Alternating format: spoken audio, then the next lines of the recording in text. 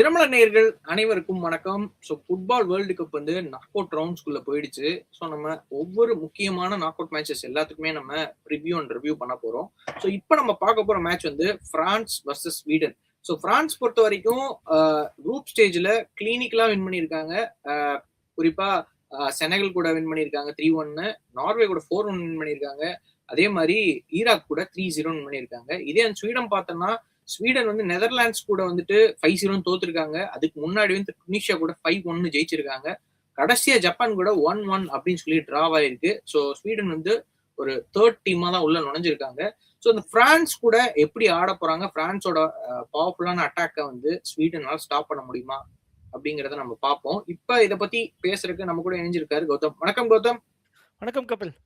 Okay, இப்ப பிரான்ஸோட ரொம்ப ஒரு ஃபீரியான ஒரு அட்டாக் இருக்கு. ஸோ இது வந்து ஸ்வீடனால கண்டெயின் பண்ண முடியுமா? ஏன்னா ஸ்வீடன்ட்ட டிஃபென்ஸ் வந்து பயங்கர வீக்கா இருக்கு. அதுவும் பேஸுக்குலாம் வந்து கம்ப்ளீட்டா எக்ஸ்போஸ் ஆகுது. நீங்க என்ன சொல்றீங்க? இப்போ என்னன்னா லீக் ஸ்டேஜ் வேற, நாக் அவுட்ஸ் வேற. அது ஒரு முக்கியமான பாயிண்டா இங்க வருது. அது போக என்னன்னா லீக்ல நம்ம இப்போ பார்த்தீங்கன்னா நெதர்லாண்ட்ஸ் மேலே 5-1 தோத்தாங்க ஸ்வீடன். ஆனால் அதே மாதிரி இது ஜப்பான் மேலே வந்து 1-1 ட்ரா பண்ணி ஒரு தேர்ட் பிளேஸ் பெஸ்ட் டீமாக வந்து உள்ளே வந்திருக்காங்க. ஸோ மிஸ்டேக்ஸ் வந்து எரேஸ் பண்ணுறதுக்கு டைம் இருந்துச்சு. இங்கே நீங்கள் மிஸ்டேக்லாம் எரேஸ் பண்ண முடியாது, டைரெக்டாக ஹோம் தான். மிஸ்டேக்ஸ் பண்ணால் கோலு எலிமினேட் தான். ஸோ அப்போ என்னன்னா ரெண்டு டீமுக்கும் என்னன்னா ஒரு கொஞ்சம் ப்ரெஷர் ஜாஸ்தி. ஃப்ரான்ஸ் படி என்ன பார்த்தீங்கன்னா world cup experience, 2 final reach ஆயிருக்காங்க, அந்த ஒரு பெரிய அட்வான்டேஜோட வர்றாங்க. அதுக்கப்புறம் ஸ்வீடன் பார்த்தீங்கன்னா 2018 வேர்ல்டு கப் விளையாண்டுருக்காங்க, 22 மிஸ் பண்ணியிருந்தாங்க, இப்போ 26 திருப்பி ரிட்டர்ன் வந்திருக்காங்க. ஸோ அப்போ ப்ரெஷர் ஃபேக்டர் வருது. அது போக ஃப்ரான்ஸில் நிறையா புது பிளேயர்ஸ் இருக்காங்க. அவங்களும் வந்து லீகு போக லீக்லேயே அந்த ப்ரெஷர்லாம் போயிடுச்சு. ஒலிசி, அதுக்கப்புறம் பார்த்தீங்கன்னா மனுகோனே, அந்த மாதிரி பிளேயர்ஸ்லாம் டீம் வந்து ஓரளவு செட்டில் ஆயிருக்க மாதிரி எனக்கு தெரியல. ஆமா, ஆனா என்னன்னா கொஞ்சம் பிளேயர்ஸ்க்கும் இது லூக்கஸ் டைன் வந்து 2014 வேர்ல்டு கப்ல விளையாண்டாரு, 18-22 விளையாடல, அதுக்கப்புறம் 26ல வராரு. ஸோ அவருக்கும் எக்ஸ்பீரியன்ஸ் இருக்கு, இது இருக்கு. ஸோ எட்ஜ் படி பார்த்தா பிரான்ஸ் தான் ஸ்ட்ராங்கரா இருக்காங்க, கிளியர் வின்னர்ஸா தெரியுறாங்க நம்ம கிட்ட. பட் என்னன்னா ஸ்வீடன் வந்து ஒரே டைப் ஆஃப் ஸ்டைல்லையும் ஒரே லைனப்லயும் இறங்கியிருக்காங்க. இலங்காவை மாத்துறதுக்கு அப்புறம் கொஞ்சம் சேஞ்சஸ் வந்திருக்கு. ஆனா என்ன மாதிரி டாக்டிக்ஸ் வந்து சேஞ்ச் பண்றதுக்கான வாய்ப்பு இருக்கு பிரான்ஸை வந்து பிரேக் பண்றதுக்கு? சோ அவங்க ஏதாவது மாறுபாடுகள் இருக்குமா, இல்ல அதே மாதிரி தான் ஆடுவாங்களா, ஏற்கனவே இருந்த ஃபார்மேஷன் எல்லாம் வருமா? எனக்கு என்னமோ கிரஹாம் பாட்டர்ஸ் வந்து ஒரு சர்ப்ரைஸ் டாக்டிக்ஸ் கொடுப்பாராங்கிற ஒரு எதிர்பார்க்கலாம். ஏன்னா நீங்க பிரீமியர் லீக்ல பார்த்துருப்பீங்க, ஏகப்பட்ட மேட்ச் சர்ப்ரைஸ் பண்ணியிருப்பாரு. இப்போ 3 at the back விளையாடுறாங்க, ஆனா சடனா வந்து நாக் அவுட்ல 4 at the back மாறுமா, இல்ல 5 கொண்டு வருவாங்களா, இல்ல ஃபுல்லா கம்ப்ளீட்டா டிஃபென்ஸ் போய்க்கலாம், 5-3-2 வச்சு அந்த மாதிரி தான் ஆடணும்னு நான் நினைக்கிறேன். ஏன்னா 5 at the சேஃபர் சைடு. சரி, நம்ம சேஃபர் சைடுல மேக்ஸிமம் என்ன பண்ணலாம்னா, ஏன்னா அட்டாக் வந்துட்டு 2 பேர், அலெக்சாண்டர் இசாக் இருக்காரு, கைரகாஸ் இருக்காரு, 2 பேர் இருக்கறனால இவங்க டிஃபென்சிவா அந்த 5 at the back வச்சுட்டு அவங்க இதுல கவுண்டர் அட்டாக்ல பிரான்ஸ் வந்து லாங் பால் போடலாம். ஆமா, பிரான்ஸ் வந்து அது ஒரு ஆப்ஷனா இருக்கு. இன்னொன்னு என்னன்னா நல்ல ட்ரிப்ளர்ஸ் வச்சிருக்காங்க, ஈசாக் படி நல்ல ட்ரிப்ளர்ஸ் வச்சிருக்காங்க. அவங்க டேக் ஆனும் சக்சஸ்ஃபுல்லா பண்ணக்கூடிய ஒரு பிளேயர். 5-3-2 போயிட்டாங்கன்னா அட்லீஸ்ட் தோத்தாலும் சப்போஸ் 1 கோலோ 2 கோலோ டிஃபரன்ஸ் தோக்குறது ஒரு பேர் இருக்கு, போறதுக்கும் வாய்ப்பு இருக்கு. சோ அது பாத்துக்கலாம். 5-1 தோத்தா சரிப்பட்டு வராது. அநேகமா இவங்க வந்து பொசிஷனை பிரான்ஸ் கிட்ட கொடுத்து இவங்க வந்து டிஃபென்ஸ் தான் மேக்ஸிமம் பண்ணுவாங்க அப்படின்னு எதிர்பார்க்கிறேன். சோ அதை வச்சு கவுண்டர் அட்டாக் மூலியமா பிரான்ஸ் அட்டாக் பண்றதுக்கான வாய்ப்பு இருக்குன்னு நான் நினைக்கிறேன். இது அது போக என்னன்னா பிரான்ஸ்லயும் ஸ்மால் ஃபுல் பேக்ஸ் கிட்ட கொஞ்சம் மிஸ்டேக்ஸ் இருக்கு. சோ எக்ஸ்ட்ரீமா சென்டர்ல ரிசீவ் பண்ணி சைட்ல வந்து லாங் பால் போட்டு இல்ல சைட்ல ட்ரிபிள் பண்ணி அப்படி போறனாலும் போலாம். அப்புறம் என்னன்னா இலங்காவை போன மேட்ச் ஜப்பான்ல கொண்டு வந்தாங்க. ஸோ அந்த சக்சஸை வச்சு இந்த மேட்சுக்கும் அவர் தேவைப்பட மாட்டாரு, சேஞ்சில் தான் தேவைப்படுவாரு. ஸோ அப்போ இலங்காவை இந்த மேட்ச் ஸ்டார்ட் பண்ண வேண்டாம். இன்னொருத்தர் குட்மன்சன் அந்த மாதிரி இது போயிருக்கு நல்லது. பட் என்ன பண்ணுவாங்கிறது நம்ம மேட்சோட லைன் அப் இலங்கா வந்து ஸ்டார்ட் பண்ண தான் வைப்பாங்கன்னு நினைக்கிறேன். ஏன்னா அவர் கடைசி 2 மேட்ச் கோல் போட்டிருக்காரு. சோ அதனால கோல் போட்டிருக்காரு. ஸோ அதை இதா வைப்பாங்க. பட் ஆனா இந்த இடத்துல என்னன்னா பிரஸிங் கூடிய ஒரு பிளேயர் தான் தேவைப்படுறாங்க. ஏன்னா ஈசாக்கும் நல்ல பிரஷரு, கியோகெரஸும் நல்ல பிரஷரு, பிரான்ஸ் சைட்லயும் எம்பாப்பே, ஒலிசி, இது டெம்பலே எல்லாருமே பிரஷரு. சாரி என்ன சொல்றது பிரஸ் பண்ணக்கூடிய ஆளுங்க. சோ மேட்ச் வந்து என்னன்னா பாசிங்கோட என்ன சொல்றது பிரான்ஸ் கூட கொஞ்சம் பாசிங் ரேட் ஜாஸ்தியா இருக்கும், ஸ்வீடனுக்கு ரொம்ப கம்மியா இருக்கும். பொசிஷன் ஸ்வீடனுக்கு ஒரு 25-30% தான் இருக்கும்னு நினைக்கிறேன். But France maximum 60 to 70% position வச்சிருப்பாங்க.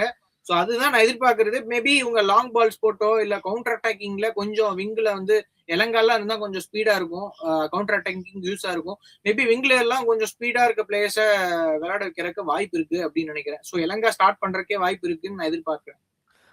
ஆனா அது போக என்னன்னா இப்ப 2 ஃபுல் பேக்ஸும் அட்டாக்கிங் மோட்ல தான் இருப்பாங்க. ஜூலியஸ் குண்டியும் சரி, இவரும் சரி, தியோ ஹெர்னாண்டஸும் சரி. அந்த ஸ்பேஸ எக்ஸ்ப்ளாய்ட் பண்ணாங்கன்னா தான் இவங்களுக்கு ஒர்க் அவுட் ஆகும். சோ அதுக்குண்டான என்னென்ன வேலைகளை அவங்க இந்த 3 நாளா பார்த்துருக்கணும். அதெல்லாம் பண்ணியிருந்தாங்கன்னா நம்ம சர்ப்ரைஸ் பார்க்கலாம். 1. 2வது வந்து 3 சப்போஸ் 3 at the back 5 போனா டிஃபென்ஸ் வந்து எக்ஸ்ட்ரீமா இருக்கணும். ஏன்னா fake runs, cross, எம்பப்பே speed, yellow card வாங்கியிருக்க கூடாது, ஏகப்பட்ட விஷயங்கள் உள்ள வருது. ஸோ ஸ்வீடனுக்கு கொஞ்சம் டஃபா இருக்க போகுது. பிரான்ஸுக்கு எந்த இடத்துல சாப்பிடலாம், மேபி இசாக்கோட ட்ரிபிளிங்கோ இல்ல கியோகேரஸோட பிரஸிங்லயோ இல்ல இலங்காவோட கிராசிங்லயோ ஏமாறுறதுக்கு ஒரு கோல் வர்றதுக்கு வாய்ப்பு இருக்கு. 2 கோல்லாம் ரொம்ப ரேர் தான்.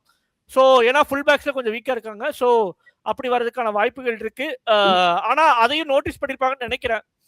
ஸோ என்னங்கறத நம்ம மேட்ச்ல பார்ப்போம். ஓகே, இன்னொரு விஷயம் என்னன்னா பிரான்ஸ் கிட்ட வந்துட்டு நார்மலா அட்டாக்கிங் சூப்பரா இருக்கு, மிட்ஃபீல்டு கூட ஐ மீன் அட்டாக்கிங் சூப்பரா இருக்கு, டிஃபென்ஸ் ரொம்ப சூப்பரா இருக்கு. அதுல வந்து விங்ஸ் வேணா நீங்க லைட்டா டிஸ்அட்வான்டேஜ் இருக்கு அப்படின்னு சொல்லலாம். ஏன்னா அவங்க அட்டாக்கிங்ல வரும்போது டிரான்சிஷன் டிஃபென்ஸ் வரும்போது கொஞ்சம் மேபி ஸ்லோவா இருக்க வாய்ப்பு இருக்கு. பட் ஆனா பிரான்ஸ் கிட்ட ட்ரெடிஷனலாவே ஒரு பிரச்சனை என்னன்னா டிஃபென்சிவ் மிட்ஃபீல்டர்ஸ் 2 பேர் வந்துட்டு அவங்களுக்கு போற பால்ஸை வந்து கட் பண்ணிட்டா, அர்ஜென்டினா மாதிரி கட் பண்ணா அவங்களுக்கு அட்டாக்கிங்க்கு பால் போகாது. அதை ஸ்டாப் பண்றதுக்கான சான்சஸ். இது சூப்பரா சொன்னீங்க, நல்ல ஒரு பாயிண்டா இருக்கு. என்னன்னா ஆனா எப்படின்னா இதுல 2 பேர் இருக்காங்க, ஷூமேனி, ராபியோ இருக்காங்க. 2 பேர் டிஃபென்சிவ் மிட்ஃபீல்ட் ஆனாலும் இது ராபியோ வந்து கொஞ்சம் அட்டாக்கிங் கொண்டவர், ஷூமேனி வந்து டிஃபென்சிவ் இது கொண்டு வரு. சோ அதையும் கழிச்சு ஸ்வீடன் வந்து கட் பண்ணாங்கன்னா யாருக்கு ஷூமேனி இது ராபியோக்கு போற பாஸ கட் பண்ணாலே அட்டாக் கொஞ்சம் போறதுக்கு கம்மியா இருக்கு வாய்ப்பு இருக்கு. இப்ப மைக்கேல் ஒலிசி தான் வந்து பிரான்ஸ்ல வந்து பெரிய இப்ப எம்பாப்பேவோட ரொம்ப அது நல்லா ஆடுறது மைக்கேல் ஒலிசி தான். சோ அவரை மார்க் பண்ணா பிரான்ஸுக்கு வந்து எம்பாப்பேக்கு போற பால வந்து கட் பண்ணாலே நல்ல பாயிண்ட். கட் பண்ணா அப்ப எம்பாப்பேக்கு போற பால மேக்ஸிமம் கட் பண்றதுக்கான வாய்ப்பு இருக்கு இல்லையா? ஏன்னா எம்பாப்பே கிளினிக்ல பினிஷ் பண்ற ஒரு ஆளு, இவர் கிளினிக்ல பாஸ் போடுறாரு. அந்த பாஸை கட் பண்ணால மேக்ஸிமம் பிக் சான்சஸ்ல கிரியேட் ஆகாதுன்னு நான் நினைக்கிறேன். நல்ல பாயிண்ட். அப்ப என்னன்னா ஒருத்தர் வந்து ஃபுல் மேட்சும் வந்து ஒலிசியை மார்க் பண்ணிடணும், அட்டாக்கே பண்ணாம டிஃபென்சிவ். ஏன்னா defensive midfield versus attacking field தான் வரும், சென்டர் ஆஃப் த ஃபீல்ட்ல வரும். சோ எங்கெங்கெல்லாம் ஒலிசி போறாரோ எல்லாமே மார்க் பண்ணி நல்லிஃபை பண்ணாங்கன்னா தான் அந்த த்ரூ பால்ஸை போட முடியாம தர முடியும். ஏன்னா அவர் வந்து நான் மார்க் பண்ணி தெரிஞ்சு வச்சுக்கோங்க, என்ன பண்ணுவாருன்னா ரைட் லெஃப்ட் மிட்ஃபீல்ட்ல மாறிக்கிட்டே இருப்பாரு. சோ அப்ப மார்க்கிங் போறதுக்கு வாய்ப்பு இருக்கு.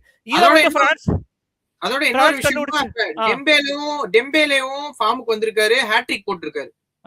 அவரையும் பார்க்க வேண்டியது இருக்கு. ஒலிசியை மட்டும் பார்த்தா பத்தாது, டெம்பேலே வந்து இடையில பூந்து கோல் போடுவாரு, அசிஸ்ட் பண்ணுவாரு, அதையும் நம்ம பார்க்கணும். சோ அட்டாக்கிங் வந்து வரும்போது பர்கோலா தான் கன்ஃபார்மா ஸ்டார்ட் பண்ணுவாரு. டோவே வரமாட்டு, லாஸ்ட் மேட்ச் டோவே ஆடினாரு, இந்த மேட்ச் பர்கோலா தான் ஆடுவாரு. இது அட்டாக்கிங் மிட்ஃபீல்டர் ஒலிசி, டெம்பேலே விங்கில் ஆடுவாரு, எம்பாப்பே எப்படியும் ஃபார்வர்ட்ல தான் ஆடுவாரு, இடையில டொஷிமினியும் ராபியோட்டும் ஆடுவாங்க. சோ இப்ப டிஃபென்ஸ்னு பார்த்தோம்னா உபமெக்கானோ ஆடுவார் இல்லையா? உபமெக்கானோ கண்டிப்பா இருப்பாரு. உபமெக்கானோ, அப்புறம் வந்து இந்த சைடு பார்த்தோம்னா யாரு, சலிபா ஆடுவாரு. அதே நம்ம ரைட் பேக் பார்த்தோம்னா கவுண்டே ஆடுவார், லெஃப்ட் பேக் வந்து ஹெர்னாண்டஸ் ஆடுவார். லைட்டா ரைட் அதுதான் மேக்ஸிமம் டீமா இருக்க போது. மைக்னன் வந்துட்டு கோல் கீப்பர்.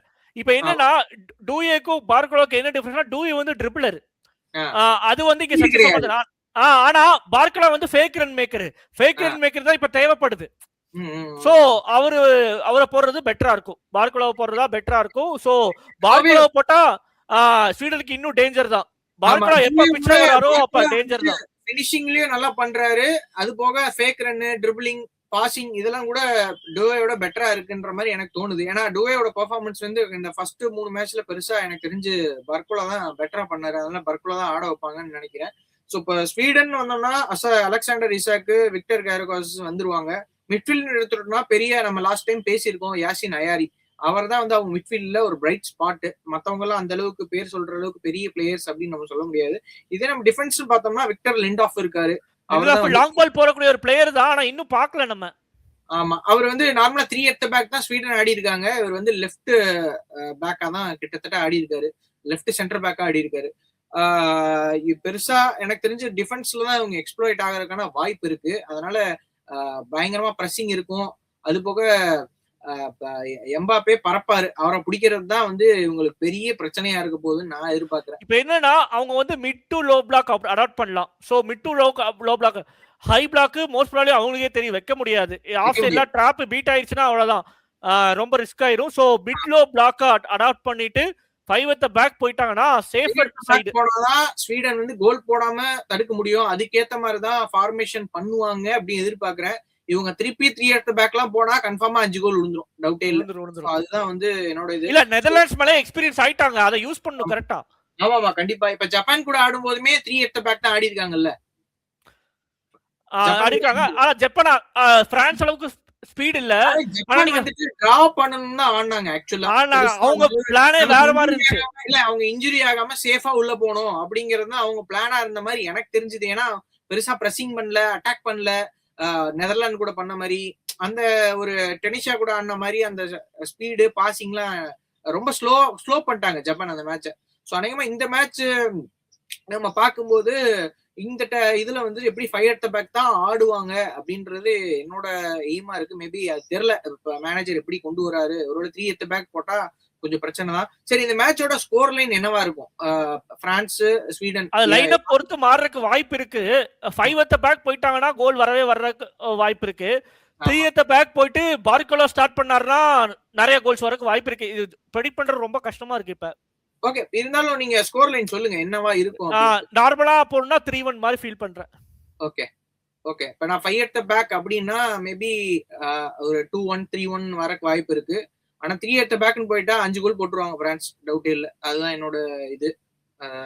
பட் இவங்க எப்படி வந்து ஃபார்வர்ட்ஸ், அவங்க ஸ்வீடனோட ஃபார்வர்ட்ஸ் 2 வெப்பனே அவங்களுக்கு வந்து ஃபார்வர்ட்ஸ் தான். அவங்களுக்கு எப்படி பால் சப்ளை பண்றாங்கிறது தான் வந்து இவங்களோட இதே இருக்கு. சரி பார்ப்போம், மேட்ச் வந்து ஆடும்போது நம்மளுக்கு தெரிஞ்சிடும் என்னவா எப்படி ஆடுறாங்க, ஸ்வீடன் என்ன ஸ்ட்ராட்டஜி பயன்படுத்துறாங்க, டாக்டிக்ஸ் என்னவா இருக்கு அப்படின்னு சொல்லி.